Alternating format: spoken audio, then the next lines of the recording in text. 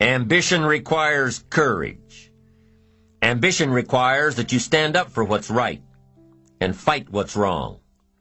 Ambition requires that you hold on to your values in pursuit of your success. Ambition requires that you fight off fear.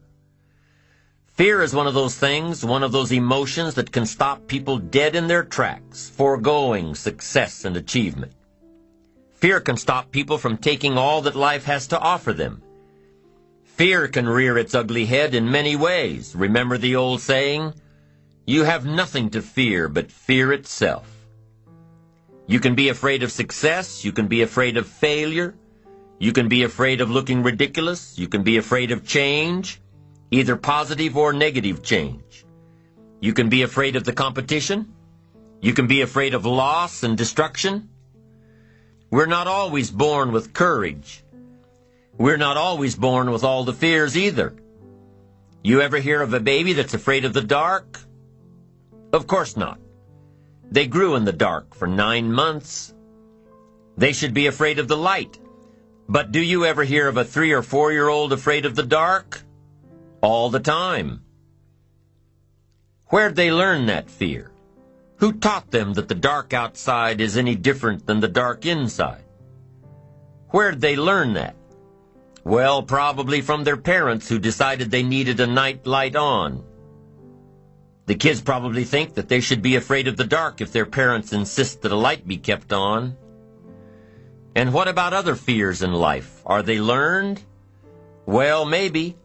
Maybe some of your fears are brought on by your own experiences, by what someone has told you, by what you've read in the papers. Now, some fears are valid, like walking alone in a bad part of town at 2 in the morning. If there isn't fear, there's probably a bit of ignorance. And that type of ignorance can easily be solved by either education or experience. Once you learn to avoid that situation, you won't need to live in fear of it. Fears, even the most basic ones, can totally destroy our ambitions. Fear can destroy fortunes. Fear can destroy relationships.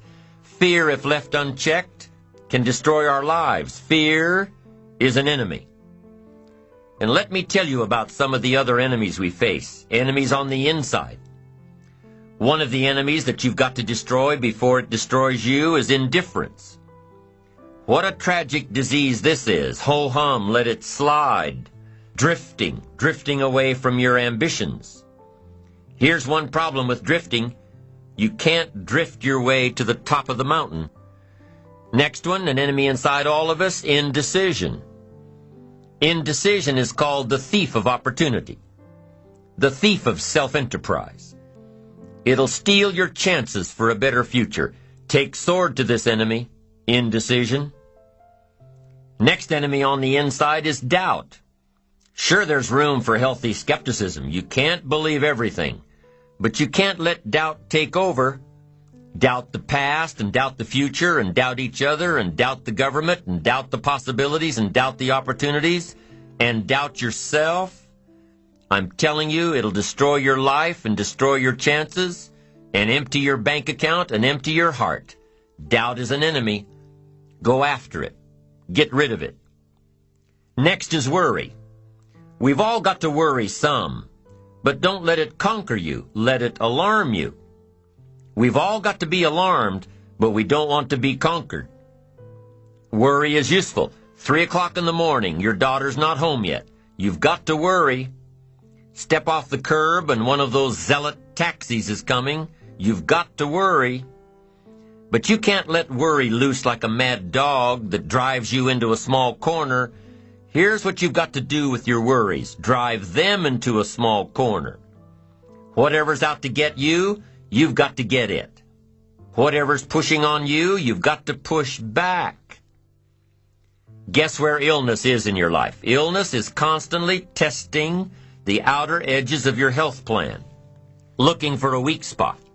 And if illness can find a weak spot, it'll muscle in and take the territory. Unless you've got enough discipline and power to say, I'm not going to let that happen. I'm going to fight illness like an enemy. I'll work on my health plan enough to destroy it. The next enemy inside is overcaution, the timid approach to life. Timidity is not a virtue. It's an illness. And if you let it go and go and go, it'll conquer you, leave you without a promotion. Timid people don't get promoted. They don't advance and grow and become powerful in the marketplace. And it's possible to conquer it. Do battle with the enemy. Do battle with your fears. Do battle. Build your courage to fight what's holding you back, keeping you from your ambition. Do battle. Have the courage to fight back. Be courageous in your life and in your pursuit of what you want and who you want to become. Here are a few techniques to help build your courage. Number one, put all remote possibilities out of your mind. Don't worry about things you have no control over. Don't spend your time thinking about all the bad things that might happen to you. Don't spend your time plotting and planning ways to make sure these things will never happen to you. Courageous people don't worry about the unlikely, things out of their control. They concentrate on what they can control. Number two, face your fears before you start something. Imagine difficult situations before they occur. Make a list of the worst that could happen, and you'll probably see that it's not so bad after all. A friend of mine lost everything a few years back: home, cars, possessions, antiques, art, jewelry, credit, lost it all. So now, on her way back up, whenever she's faced with a tough decision, she asks herself, what's the worst that can happen? And guess what? She's already been through the worst and survived, so it's not an issue anymore. Now, you don't have to lose everything to lose that particular fear, but what I'm saying is, once you face your fear, you can move on. Once you've itemized out the worst that could possibly happen, you'll see that you have the inner strength to deal with it. And if you've looked at the possibilities beforehand, you'll probably never be faced with the situation at all. Why? Because you've already thought about it. You've already thought it through.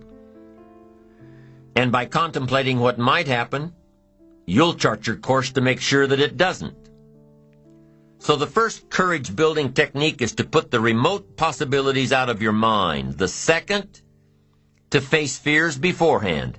And the third technique to build your courage is to imagine the alternative. See in your mind the end result of giving in to your fear. Really feel the cost of being ruled by fear. Then really feel the gain of following your ambition courageously. Weigh the two. See the difference. If you've been invited to address your national sales convention and are scared to death of public speaking, what should you do?